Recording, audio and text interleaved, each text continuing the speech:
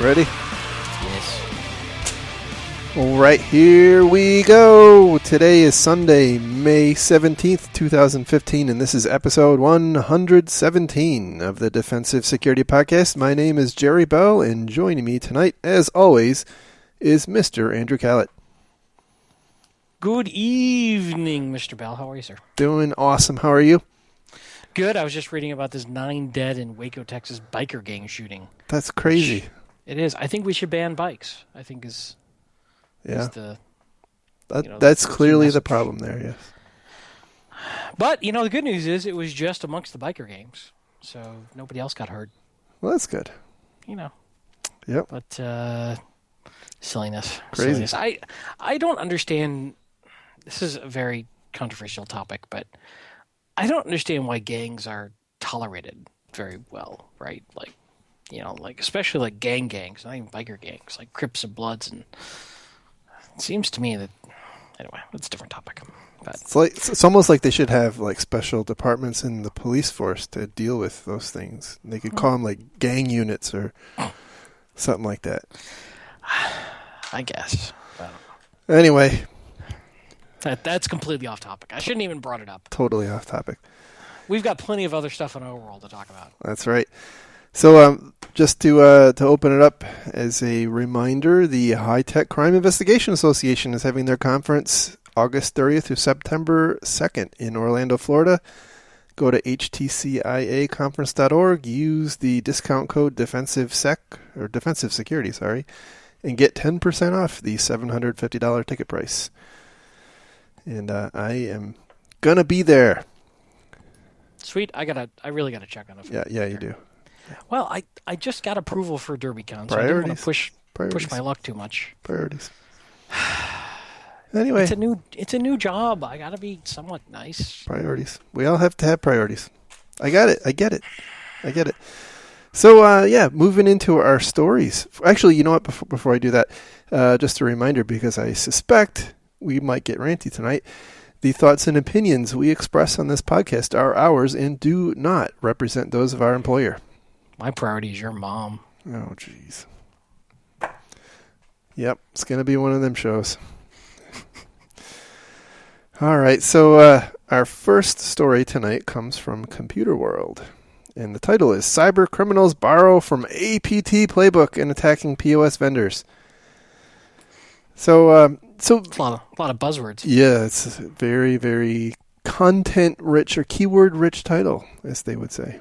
So I guess this shouldn't be a big surprise to people, but maybe it is.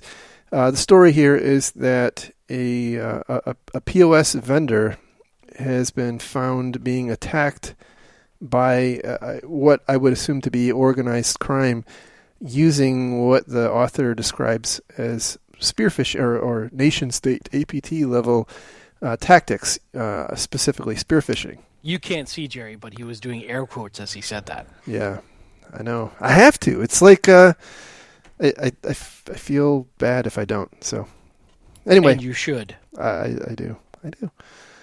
The thing that struck me as I was thinking about this, as I was reading this, is that they talk through one of the scenarios that happened. Apparently, the adversary sent an email to this somebody at this POS vendor and basically said, "Hey, your customer support people are not calling me back. I demand that you guys help me out. We're having blue screens on our POS terminals. I need you to call back. And here's my business card," which was a Word doc that had an exploit. And then apparently it was off to the races. So there's really, in that specific case, there's really no indication whether that victim got owned, but it sounds like maybe they did. But Well, it's a very clever tactic, right? It's playing on that customer service pull, where, especially in business, you want to respond to your customers' needs. And if you're hitting up sales guys or executives with that kind of lead, they're going to respond to it.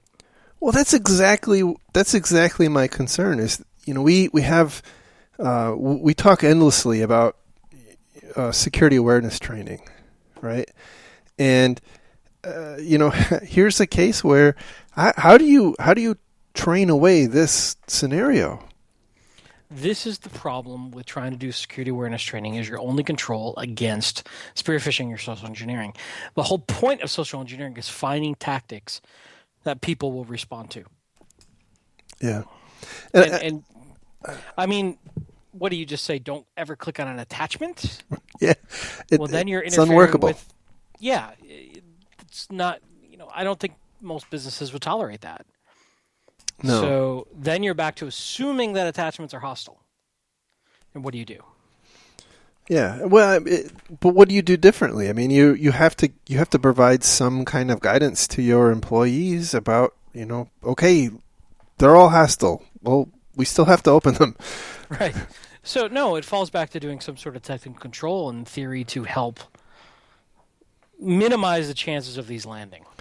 Yeah. I was thinking that the end game here, and by the way, I think this is going to be a forcing function for the industry to mature, as the as we get farther and farther down the path that where all of our kind of quote traditional preventive measures don't work. That being training and antivirus, and that even removing admin rights, is that stuff becomes completely ineffective against this kind of tactic, which is becoming more and more adopted by everybody, not just the quote APTs. That's going to be a forcing function, I think, and that we're going to have some really difficult problems to solve. And I was thinking the end game, or maybe it's not the end game, right? But at least in the medium term, is isolation. We are going to end up having to set up either higher or at some level isolation that is going to keep these stupid Word docs that people might be opening from letting them into deeper into your network. I mean, until you leverage a floppy controller driver to break out of it, sure. Oh, Christ. Okay. No, I agree with you. This might be a good opportunity for Microsoft to actually do something useful with an upgrade to Office rather than just tacking a year on the end of it and charging for another license.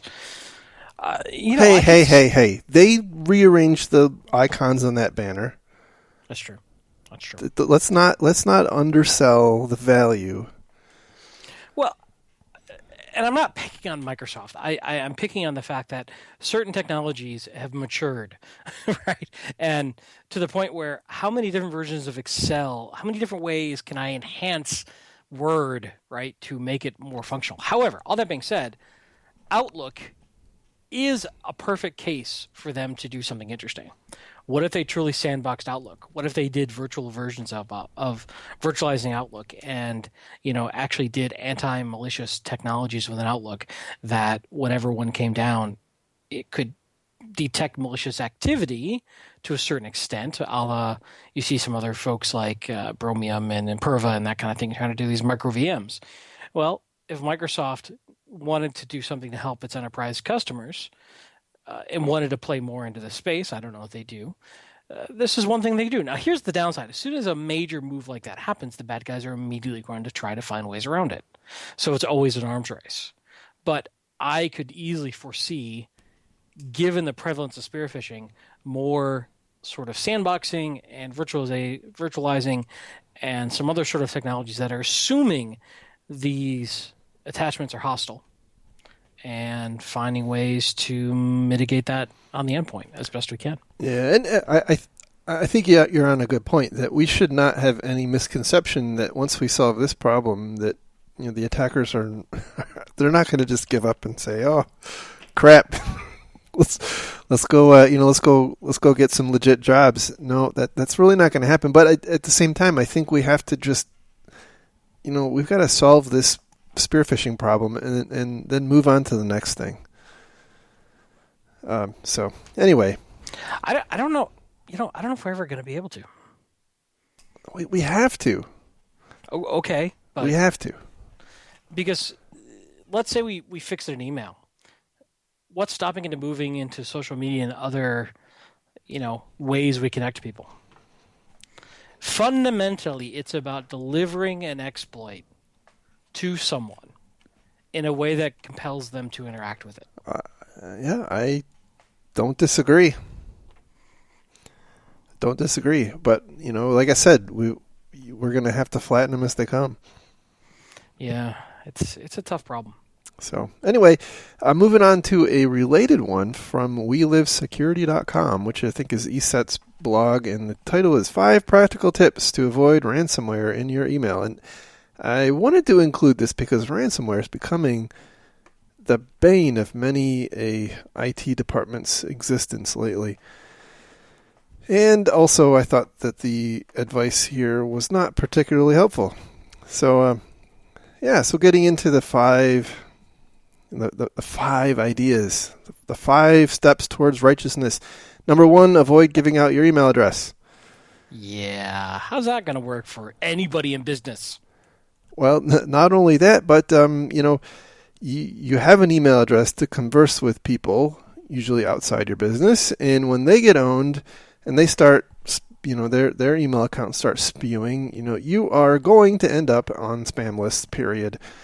It's just going to happen. That's really, I think it's a silly recommendation. Number 2, check the content of the messages you receive and send. Which, by the way, their point was on the sending, you should check to see what it is you're sending, right? Because we all have, hit reply all accidentally and, sent the wrong attachment, etc. But again, as we just talked about, looking at what you are receiving is becoming much more difficult. So, if you can find a way to train your employees to recognize that an attachment is going to get them hosed up with CryptoLocker, more power to you. But you if you can in fact do that, you may want to go into business. Number 3, use a security solution to protect yourself against malicious code. Probably like antivirus, right? That is brilliant. Yeah, I mean, I don't know why that's not number 1, to be honest. I'm going to go do a Google search for that right now and see what I come up with. Boy, seriously though, this does portend something like application whitelisting, which, is a great concept, but really hard to do. But I think pick your poison. What pain do you want? Do you want malware pain or do you want whitelisting administrative pain? I agree. Number 4, keep your operating system, software, and applications up to date. And by the way, I'm not aware of almost any delivery of CryptoLocker, and I'm sure people will be happy to point me out where I'm wrong here, that leverages vulnerable applications. As I understand it, most of the time it's just, click on this, open this pdf.exe file. Right. And then the one and only thing that I think makes huge amounts of sense is to back up your information to external hard drives. However, be careful with this. A lot of folks also have online automatic backup like Carbonite, Mozy, that kind of things. Here's the challenge. Let's say you've got a really important Word document and you have it backed up to the cloud provider or your external drive with some sort of automatic technology. And then it gets crypto-locked. The various backup tools will detect that file has now changed and will back up the file again. However, it will now overwrite your good file with a bad file. Yeah. So you got to be careful about versioning control. Yeah, so I know some of those online, and I think that would be a real big problem with external hard drive backups. But I think a lot of, as far as I'm aware, a lot of the online backup tools will let you do versioning, so it'll you can go back successive versions to one that wasn't CryptoLocker. But you have to have that feature turned on for sure, and it probably sucks up more space that costs you more money. But this is a gigantic pain in the ass right now. CryptoLocker is, and all of the 8,000 variants right now are becoming a really prolific problem. And I bet you we're going to see like a special addendum to the Verizon data breach report next year about it. That's true. And, Microsoft put out their annual report. I haven't read it yet, but I just want to make a note that it did release. I need to read it. I saw it fly by too and didn't read it either. So, well, aren't we just not helpful? Well, we mentioned that it exists, so we can do what we can do. So, moving on to our next story, which comes from ZDNet.com, and the title is "What Causes Enterprise Data Breaches? The Terrible Complexity and Fragility of Our IT Systems." By the way, that title kind of says, the story here, but it's an interesting article.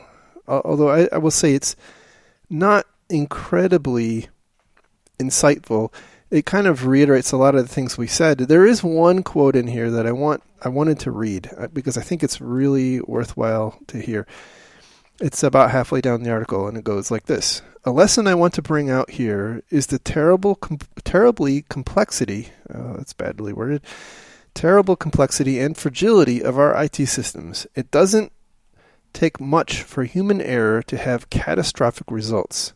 Who among us has not accidentally hit reply all or attached the wrong file? If you did an honest threat and risk assessment, as one should, on these sorts of office systems, you'd have to conclude that they are not safe to handle sensitive data, nor to be operated by most human beings. And yet we simply cannot afford to not use these systems. We've created a monster."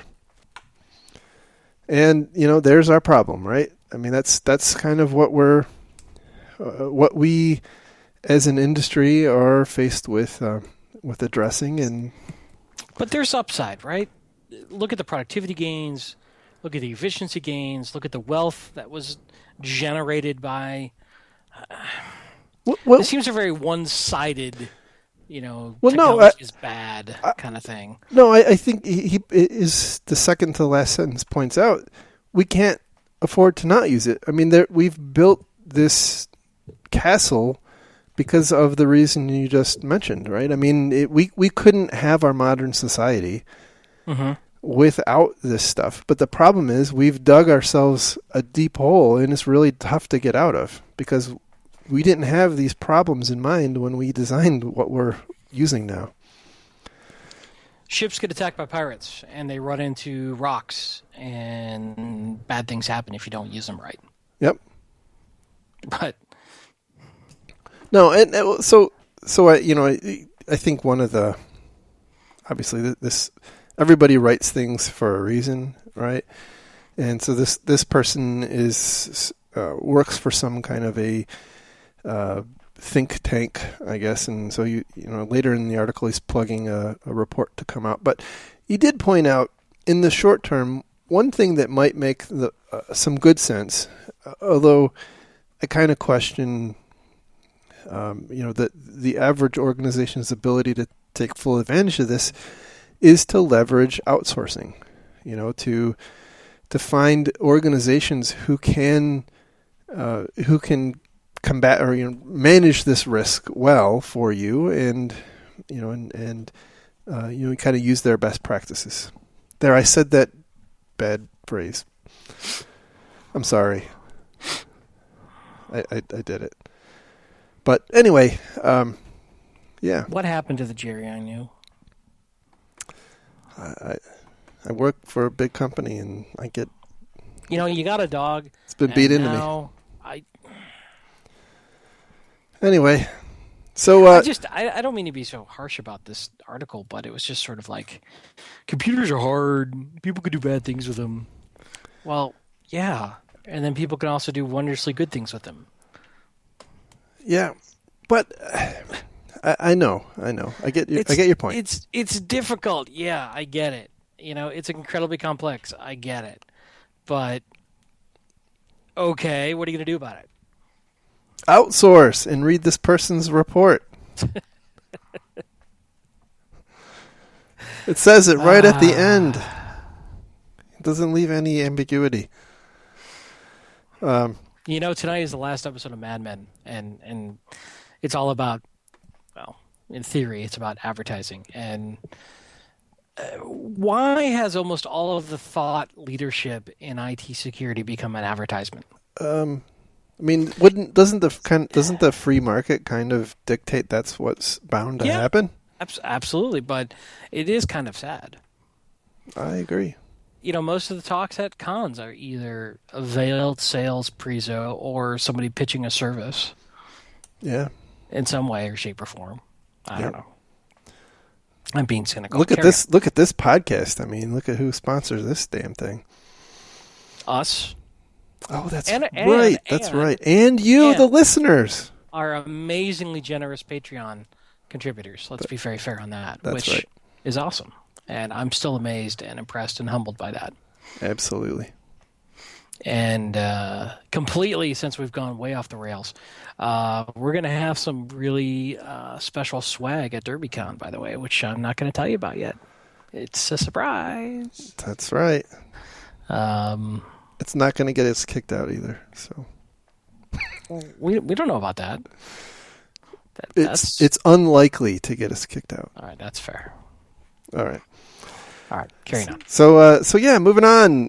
Oh no, yeah. So this next story,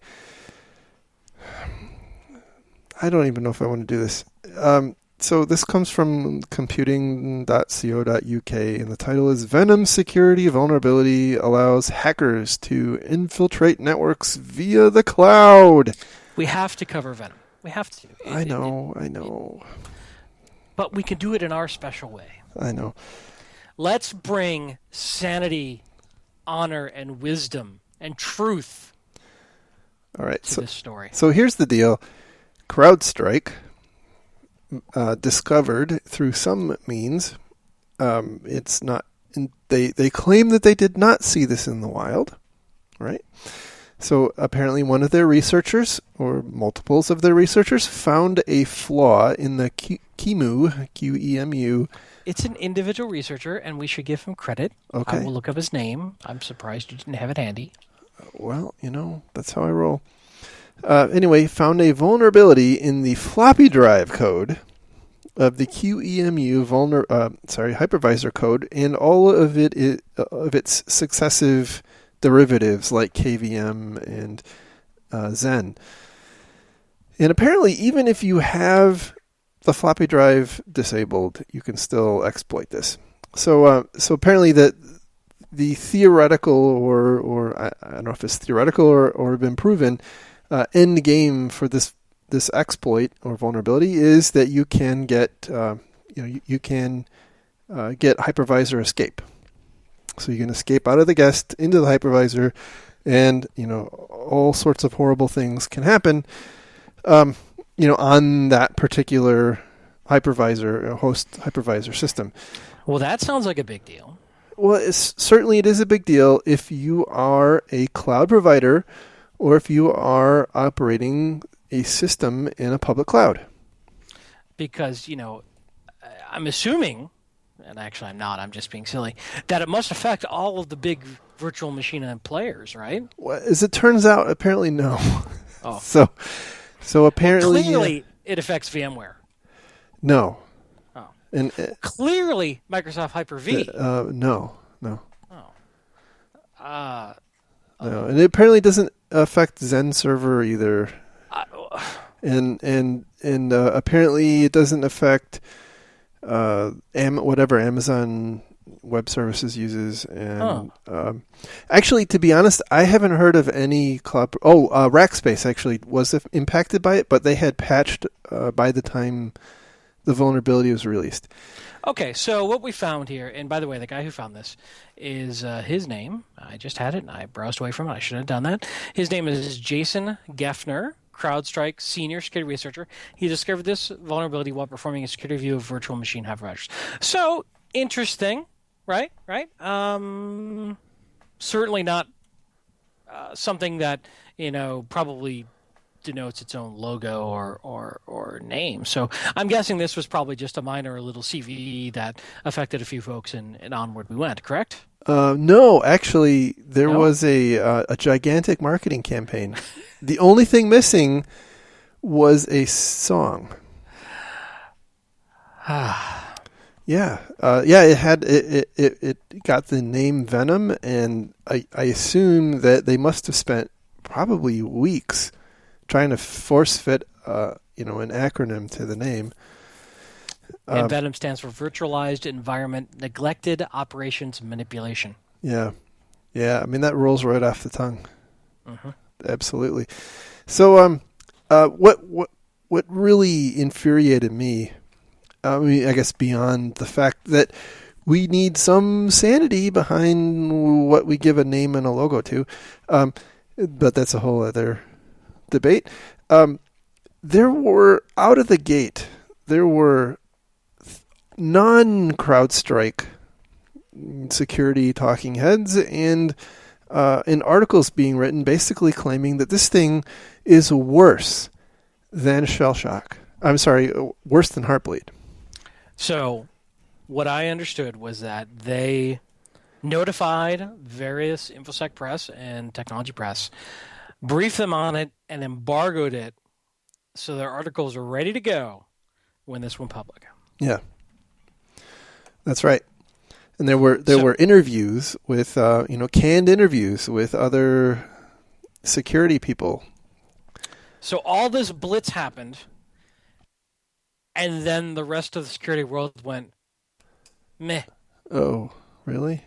And then they went, the hell is wrong with you, CrowdStrike? Yeah, So, to be very clear, I think this was interesting research, and I think the marketing department at CrowdStrike really overreached on this one and probably hurt themselves. I agree. And, not, as you said, not to take anything away from the research. I mean, that's seriously cool stuff, and I'm sure they should be absolutely proud of finding that bug, and they should be proud of the person that found the bug, and hopefully he gets a gold star or something like that. But this is not logo worthy. To me, it just feels. I got to tell you, I don't have any insight into CrowdStrike at all, but it kind of feels to me like they had their marketing team after Poodle and Heartbleed and Shell Shock and all those others before us kind of put together a canned package and sitting around. Okay, it's going to be called Venom. It's going to have this logo, and then when we find something cool, we're just gonna force fit it. And they kind of pulled the trigger on one that really didn't deserve it. And here's the problem. I get into this debate every time one of these things happens because on the one hand, security awareness, the awareness to the public that this kind of thing brings is rarely viewed as a bad thing, right? Because it brings budget, it brings focus to the plight of information security and all of that happy horse crap. But at the same time, and this is where I have a big problem, is that there's a fixed amount in the average, or really in every organization I'm aware of, there's a fixed capacity for addressing problems. And when you have this kind of this sort of a release pushed out, it is a direct attempt to manipulate otherwise rational prioritization of remediation. And that's the problem I have. I certainly heard a lot of friends talking about their leadership sort of having a heightened sense of concern over this. And I'll be honest, there was a lot of critical patches that came out of Microsoft Patch Tuesday that I think warranted a lot more concern than Venom. Yeah. Yeah. We had a couple of IE remote exploit patches come out that were huge. And did that get press? No. Did that get executive interest? No. Did those who actually give a damn about caring about what's really likely to be exploited in their environment care? Yeah. I really think this was a huge marketing push by CrowdStrike, and it was a wrong move. I think this really hurts the security industry, and I think this sort of trivializes vulnerability research. And I get that they wanted to make a big push out of this, but pro tip, let the industry decide it's a big deal first. Yeah, absolutely. And you little marketing weenies think you know what you're talking about. You don't. Right. And you hurt yourself here more than you helped yourself. And I don't know. This one, because it was very distracting for a lot of people having to, respond to this. Yeah, and that's the key, I think, is more than they've hurt themselves. Well, the way they've hurt themselves is that they tied up companies. They tied up security people who understood intuitively upon looking at this that some of those Microsoft releases were way more important than this. Yeah, I had friends telling me that CISOs and CIOs were asking for briefings on Venom. Yeah. Yep. Sorry, I interrupted you. No, and that's exactly right. And you do that at the expense of other potentially more important things. It's not, it's kind of a zero-sum game, unfortunately, right? We like to pretend that it's not, but at the end of the day, it is. This is a relatively narrow problem. Yes, absolutely, it is if you're a public cloud provider, it's hard to imagine something, more potentially serious than this. But, the press that I read was about how this was, again, more serious than Heartbleed. It was going to be an opportunity for hackers and cyber criminals to get inside data centers across the world. And that's almost a direct quote out of a bunch of different articles, and it's bunk. So yes, that can happen if they already find a way into, a virtualized server, right? And if they've done that, you probably have really big problems already. And so, you've gone from a 10 out of 10 on the badness scale to an 11 out of 10 on the badness scale. And, that's so anyway, I think that the way CrowdStrike, to your point, hurt themselves is they've, in my mind at least, kind of diminished their reputation a little bit. And the next time, put it this way, right? With Heartbleed and Shellshock, I'm at the time, I was angry about them, but I'm kind of glad that they went the way they did, right? But with Poodle and this one, I think it really shot themselves, the industry, in quotes, shot itself in the foot. Because, here's a great opportunity to hit the big red emergency button to get everybody in the world from the grandparents to the school teachers to the CEOs to lawyer, everybody understood what those things were, and they were really bad and really important to go address. And then we get trained that when something like that comes out, it must be really bad. Well, but it's not. And so now we're going to have a hard time the next time something really bad happens. So anyway, I'm ranty. I feel like they abused their privilege to talk to the industry. Well said.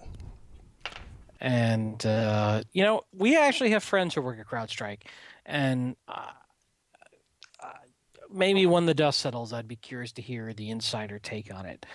We don't know that at this point, and I don't know that if we did know it, we certainly couldn't talk about it on the show because that would be probably breaching confidences. But I really hope that they are being introspective and realizing they made a serious mistake. My gut is they're not. My gut is their own echo chamber of marketing bullshit is letting them see that look at all the press we got and look at all this social media impression we got and all this other crap that is probably going to encourage other companies to now repeat the same BS. Yep. All right. I think we've kicked that one in the teeth. So moving on, the next story is from Ars Technica, and the title is Penn State Servers Engineering Network. Oh, wow. I slaughtered that. Oh, go ahead. I've got one other thing I wanted to say. I'm sorry, I have my notes here on Venom that I didn't talk about. So, interestingly, this did impact FireEye's virtual machines. And FireEye put out a patch. Now, why I find that interesting is FireEye has always said, to my knowledge, and I couldn't find a quote, but I remember them hearing repeatedly, that their VMs are custom built from the ground up for their purposes.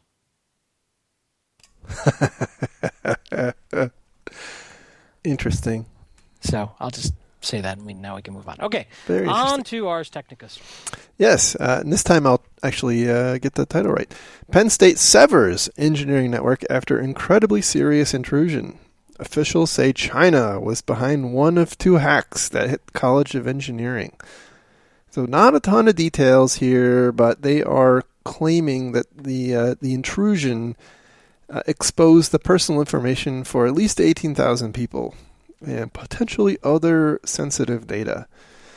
Although they are saying that no technical data was put at risk, but I'm not exactly sure how they would know that or not know that. But there are a couple of interesting things, even though there's very little substance to the story. Apparently, they were alerted to this by the FBI back on November 21st of 2014, and here we are in mid-May 2015, and they're finally severing the network. And there's lots of questions about, well, what have they been doing for 6 months? And I thought that would be an interesting topic to talk about because we don't have a whole lot of other detail on what happened. So I've certainly worked on my fair share of big breaches, and my good friend Bob has as well. And I will tell you that there's a kind of a two sides of the coin with responding to a breach. One side of the coin says, holy crap, we find out something's going bad, let's batten on the hatches, deal with it immediately, cut it off at the knees, cut our losses, on and on and on. And then the other side of the coin is, let's watch what they're doing. Let's figure out what they're doing. Let's not let them know that we know. And let's bring in some specialists. And I think this is where companies like Mandiant really make their money. It's kind of bringing in some specialized kit to watch what's happening, figure out all what's been compromised, and then you develop your plan of attack, and then you shut it down for a period of time. You remediate, and then you bring it back up after you feel like you have closed all of the holes that the attacker had been exploiting. So, do you think that's what they were doing here? It's hard to not, now certainly I don't have any insight at all into this, but I can't wrap my head around any other reason. Well, if they were notified back in November, maybe it took them all this time to find proof. Taking the entire network offline is pretty drastic. I've heard that a lot. I've heard a lot of people say that, but I don't think it is that serious for... There's also the school year to consider. True. Right? So November to now is the school year for Penn State.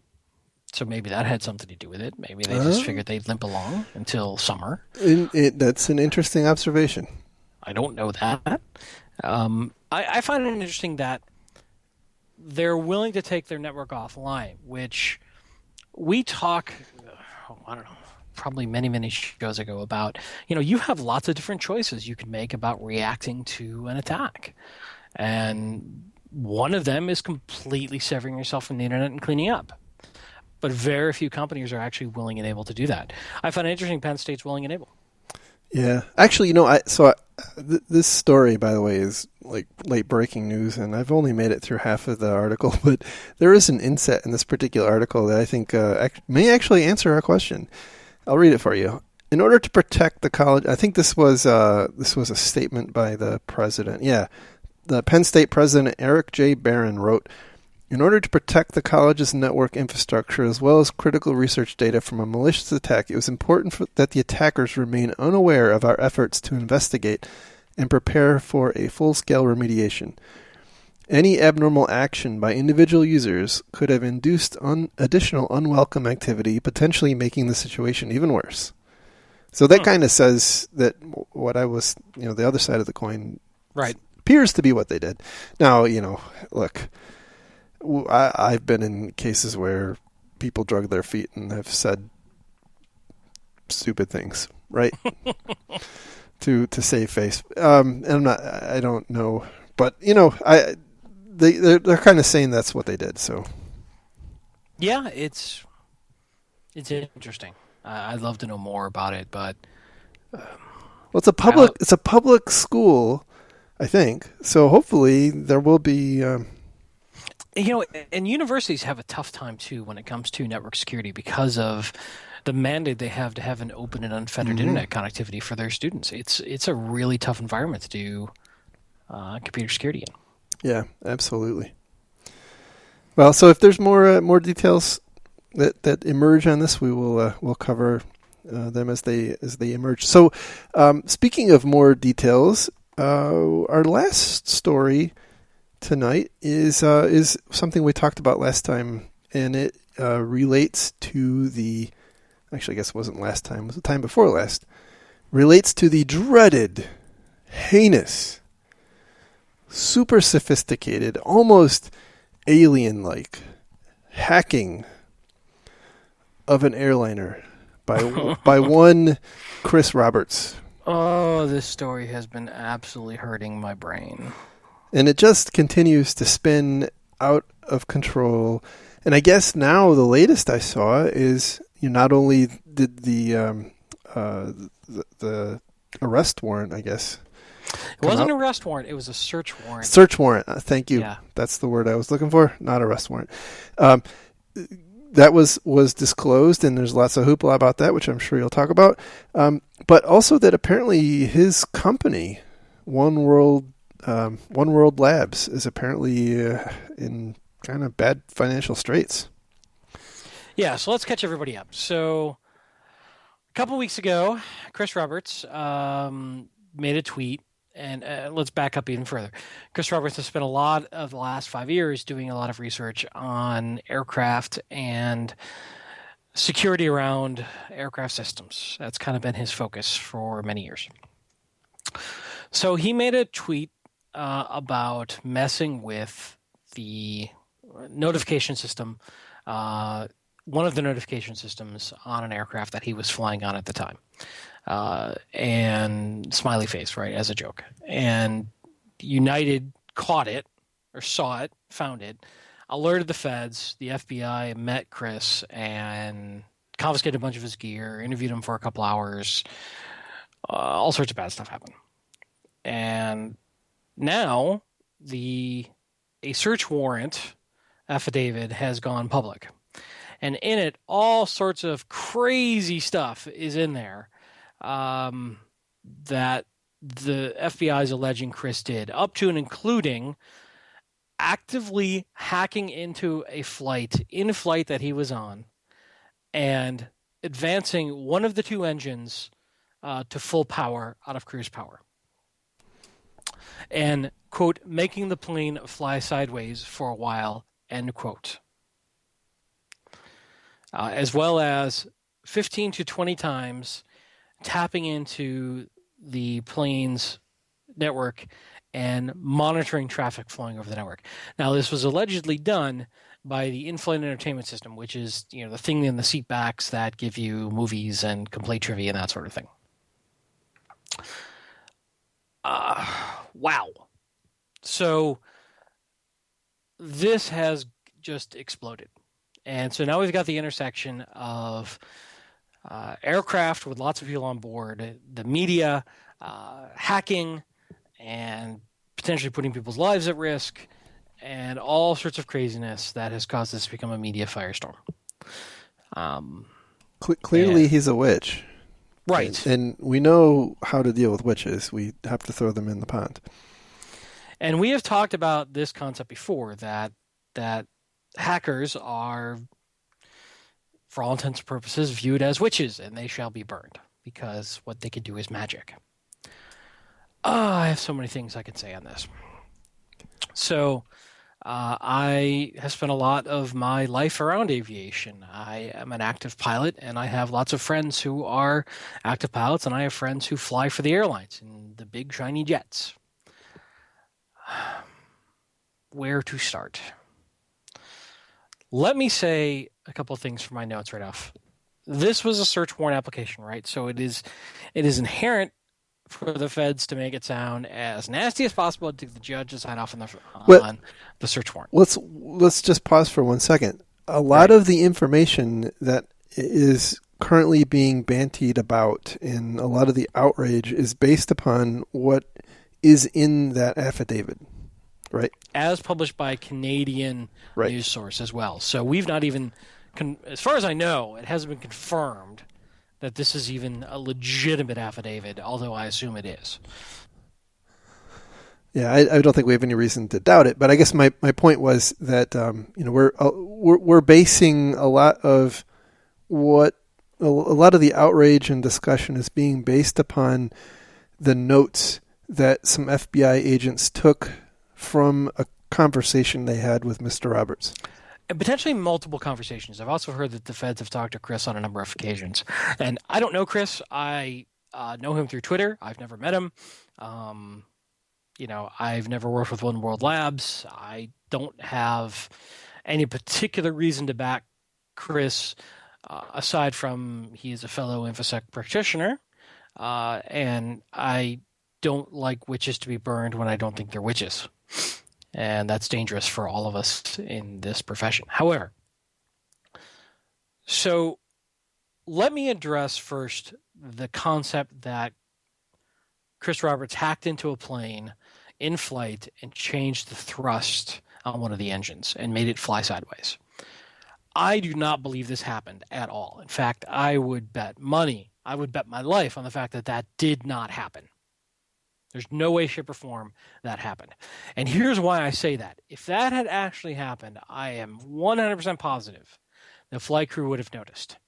That's not something they would not have noticed, especially an aircraft having changed actual thrust on only one engine is highly noticeable by the flight crew who is up there monitoring everything when they're flying on autopilot. If the flight crew had noticed it, a number of things would have happened. They would have reported it. The flight data recorder would have been downloaded at the conclusion of that flight, and they would have pulled that information off, and it would have started an investigation by the airline, the aircraft manufacturer, the NTSB, and the engine manufacturer. None of that occurred. Well, do we know for sure that didn't happen? I'm pretty sure of that, yes. Okay. Now, you may be right. I can't tell you it. I can't prove a negative. However, there's no indication any of that occurred. Okay. And most of the time, that stuff is fairly public. Further, in my discussions with a number of airline transport pilots who are actively flying right now for major U.S. carriers, none of them have seen anything out of their companies on this issue, aside from the feds issuing the overall alert, a couple of weeks ago. And I think if someone had actually actively been able to mess with the thrust of one of the engines, this would have been a huge deal, and all of the active flight crews of these major airliners would have been notified. Seems likely. Now, it's entirely possible they would have kept that secret.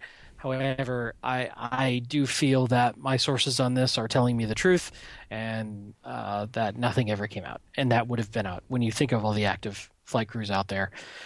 It's very difficult to keep that secret. Further, the concept of an aircraft flying sideways is not accurate. Here's what would have happened if you had asymmetrical thrust, which means one engine is thrusting much higher than the other. It's very similar to if you have an engine out in a twin or a multi-engine aircraft. First off, that wing is going to rise up on the side that has additional thrust, so you're going to start to turn. That side with the additional thrust is also going to yaw the aircraft away from the additional thrust. So that wing's going to come up, the nose is going to come up, and you're going to yaw away from all those thrusts.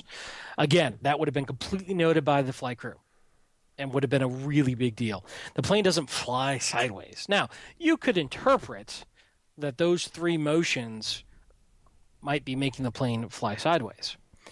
Here's what I think happened. And I can't prove this, but here's what I think happened. I think, and this was a couple of years ago, Chris and another one of his research partners were messing with a flight simulation, and were simulating a lot of these pieces of equipment and various avionics networks and such, and simulated this and saw what happened in the simulation. And this came out a couple years ago, and all the airlines went, yeah, no, that's not how that works. You use non-certified gear in a non-certified aircraft. It's not representative of a real gear. Thanks, but no thanks. And they snubbed Chris and his research. Here's the next thing I want to mention. The in-flight entertainment systems are often added after the fact. They're not put in during initial construction of the aircraft. They're added when the seating and the interiors of the cabin are installed or refurbished, right? So when a commercial airliner comes off the line, typically the cabin is empty and the customer picks the cabin layout. And as part of that cabin layout, they may choose to have the in-flight entertainment system added, like they can choose to have wireless added, that sort of thing. So you've probably flown on flights that have this and don't have this. These are retrofitted into the aircraft. As such, it is incredibly unlikely that these networks are in any way connected. Right? There is some positioning information sent from the GPS and that sort of thing into the in-flight entertainment system for your moving map. But I really have serious doubts, and I can't prove this, that in-flight entertainment system is in any way connected to the flight deck control systems. Now, I could be wrong on that one. So what really happened here? I don't know. I can tell you, I don't think Chris took command of an aircraft and increased thrust in one of the engines.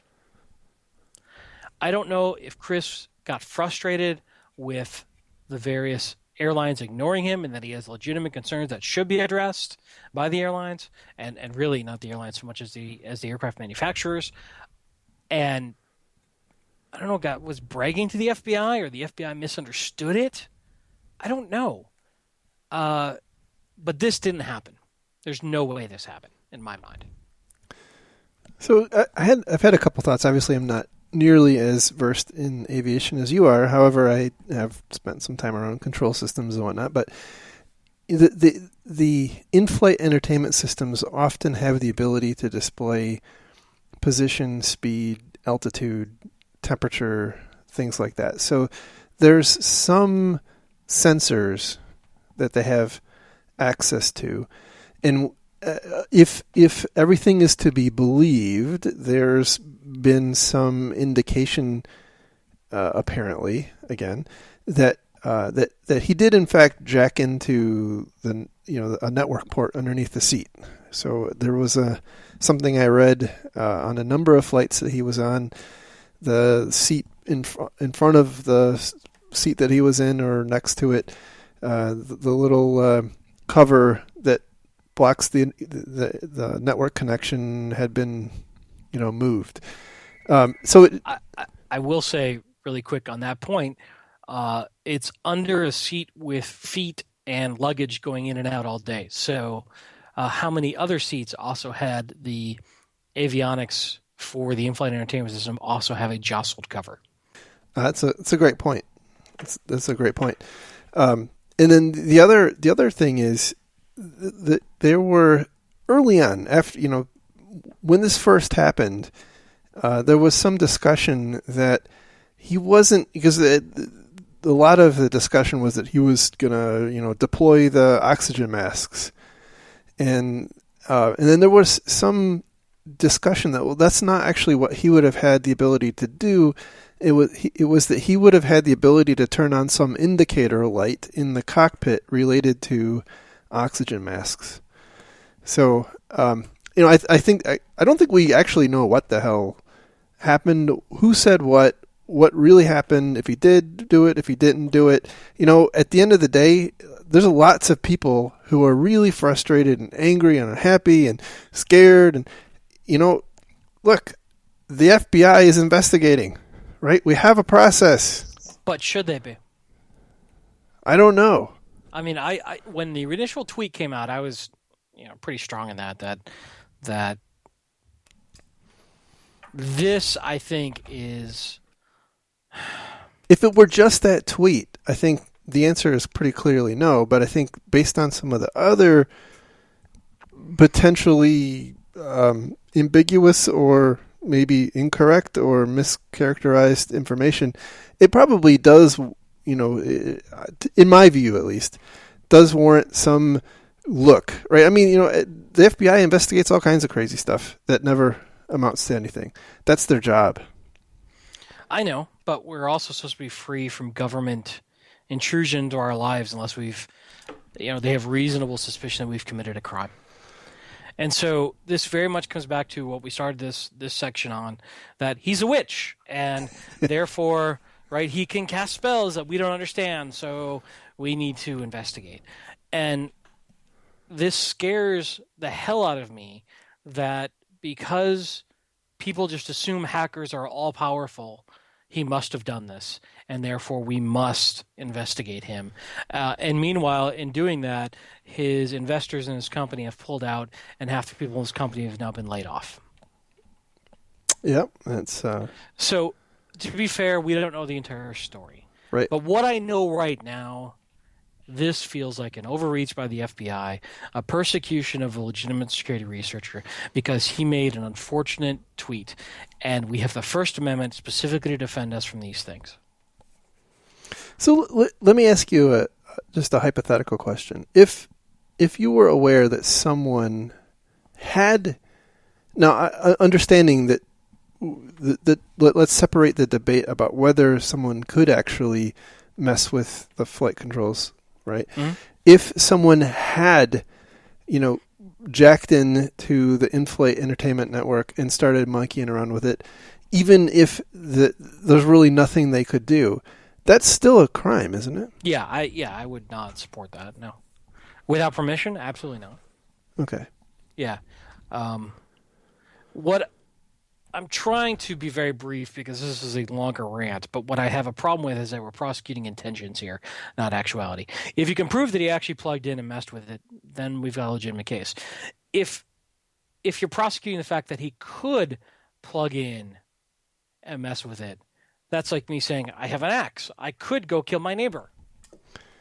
But so let's change it up a little bit. If you say, hey, I have an axe and I did go kill my neighbor, even though you didn't, where does that leave you? That's just a random piece of protected speech. So they don't have a duty to go investigate whether you actually killed your neighbor? Well, no, there have to be some other evidence of that. Other than you calling the police and saying, hey, I have an axe and I killed my neighbor. I'm sorry. Yeah. No, I can. No. So I think one of at least my understanding is that Mr. Roberts has said that either to the FBI or on TV, some TV interviews, said that he has connected into the in-flight. Yeah. That is a problem. Right. And so going back to your original question, now that I understand it, if I call the police and say, I just killed my neighbor, yes, they have a right and a duty to investigate. And I kind of equate, at least my understanding of the circumstances, is that this is this situation is more akin to that than him just tweeting out some stupid thing. And you may be right. And, we'll see as the story develops what else there is to this story. Yep. It's interesting because this turns a lot of people into armchair avionics experts, armchair pilots, armchair First Amendment, scholars. Although in my own reading and research, it's interesting because a lot of people like to pull out the, you're not allowed to yell fire in a crowded theater as a limit on the First Amendment. Interestingly, that has been proven to be completely not an accurate statement. That comes from case law that has now been completely gutted with a bunch of other law, and that is no longer a valid example of unprotected speech. So I wish I could find the articles I read because it's really interesting, but we have a lot of myths around the First Amendment that are not accurate. And, people state these as facts and they're not. Yeah, I think at least here in the U.S., there's a lot of people who are very apt to declare something constitutional or unconstitutional and not really understand the process that actually goes into such a declaration. Something isn't constitutional or unconstitutional based on your personal understanding of the Constitution. Unless you're a Supreme Court justice. Exactly right. Unless you are a plurality of the Supreme Court, in fact. Right. Yes. So, to be continued. But I think we should lay he took control of an aircraft to rest. That just didn't happen. Yeah. I mean, I'm apt to agree based on what you've said and what I understand. I think the question is, were there other things that he did that were maybe inappropriate but not as dangerous? Could be. So. And I'm willing to concede that that's definitely possible. And I think we need to learn a little more about that. Yeah. And, look, we're going to find out one way or the other, right? The FBI is, whether or not they should be, the FBI is investigating, right? So we'll find out, right? They're either going to charge him or they're not.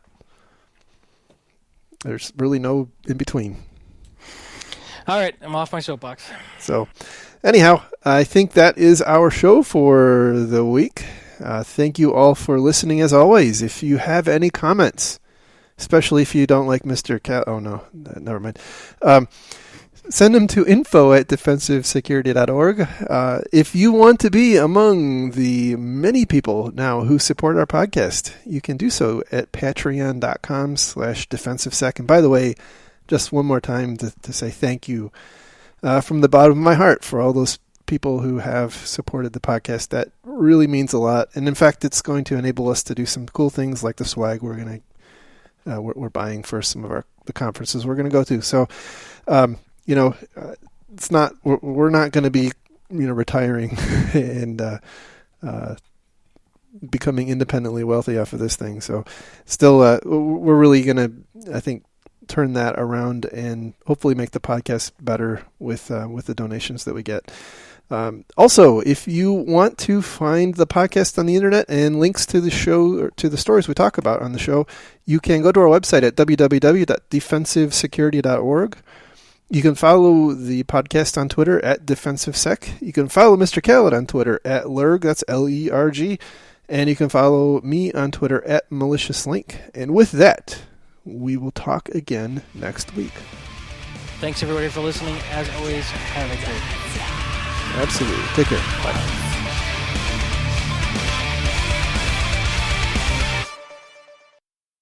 And you are on mute. That's because I'm an idiot. Bite my ass. Wow. At least one of us has a sense of humor. Really? Really? Which one would that be?